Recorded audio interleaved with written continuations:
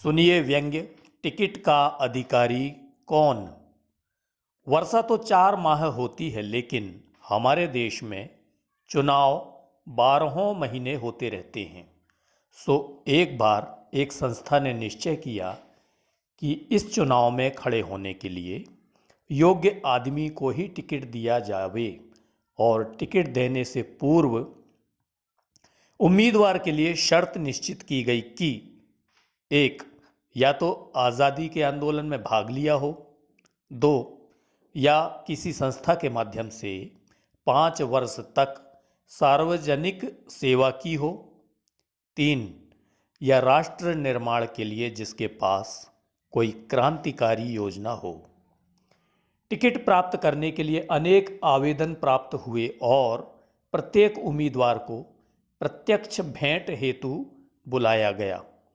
बड़े बड़े नेता, चमचे, कार्यकर्ता, भूतपूर्व मंत्री, विधायक और संपन्न व्यक्ति आए, लेकिन एक दिन मुलाकात के लिए आए एक व्यक्ति को देखकर चयन समिति भी स्तब्ध रह गई।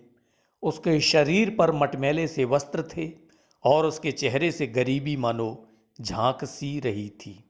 सदस्यों ने सोचा, जिन लोगों ने देश की आज़ादी के लिए कष्ट सहे, उसकी आज क्या स्थिति है।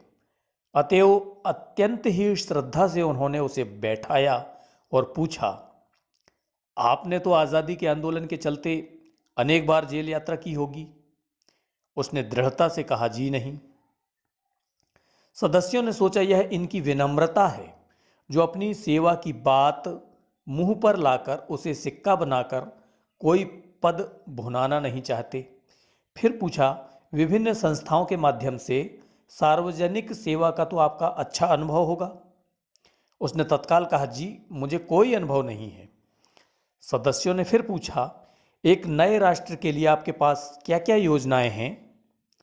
उसने निर्विकार भाव से कहा, कैसी योजना, मेरे पास तो कोई योजना नहीं है। इस पर सदस्यों ने खींच कर कहा, फिर आप यहां आए ही क्यों। वह बोला, मैं तो यह कहने के लिए आया था कि अगर आपके पास टिकट कम पड़े तो मुझसे मांग लेना। मैं बस का कंडक्टर हूं और सिर्फ 5 रुपये में विधानसभा का टिकट देता हूं। शुक्रिया, धन्यवाद। यह व्यंग्य डॉक्टर राम नारायण उपाध्याय द्वारा लिखित। प्रस्तुति डॉक्टर राजेश कुमार ठाकुर।